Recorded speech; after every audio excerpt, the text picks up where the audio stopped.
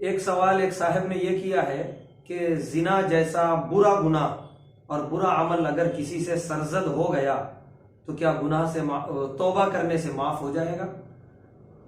جواب سے پہلے تفصیل یہ ہے کہ اصل میں زنا کے بارے میں قرآن و حدیث میں حکم یہ ہے کہ زنا کرنے والا شخص اگر غیر شادی شدہ ہے تو اسے 100 کوڑے مارے جائیں، اور اگر شادی شدہ ہے زنا کرنے والے تو انہیں سنگسار کیا جائے، پتھروں سے مار مار کے ہلاک کیا جائے۔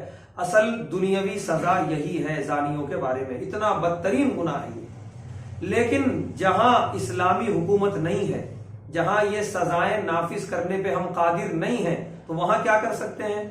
وہاں یہی آخری راستہ بچا ہے کہ توبہ کریں اور اللہ سے معافی مانگیں۔ ایسا نہیں ہے کہ جہاں اسلامی قانون نافذ نہیں ہے وہاں زنا کر سکتے ہیں، چونکہ وہاں حد جاری نہیں ہے، وہاں سنگسار نہیں کیا جائے گا، ایسا بالکل بھی نہیں ہے۔ وہاں مجبوری ہے کہ اسلامی قانون نافذ نہیں کر سکتے، ورنہ وہ اس سزا کے مستحق ہیں، یا تو کوڑے مارے جائیں یا سنگسار کر دیا جائے۔ لیکن جب اس سے وہ بچ رہے ہیں کسی بھی طریقے سے اسلامی حکومت نہ ہونے کی وجہ سے، تو لہذا کم سے کم اس بات کی کوشش کریں کہ توبہ کے راستے سے اللہ کو راضی کر لیں، اللہ کو منا لیں۔ اگر سچی توبہ دل سے کریں گے تڑپ کے، اللہ راضی ہو جائیں گے انشاءاللہ، اللہ معاف کر دیں گے، کل آخرت کے عذاب سے انشاءاللہ بچ جائیں گے۔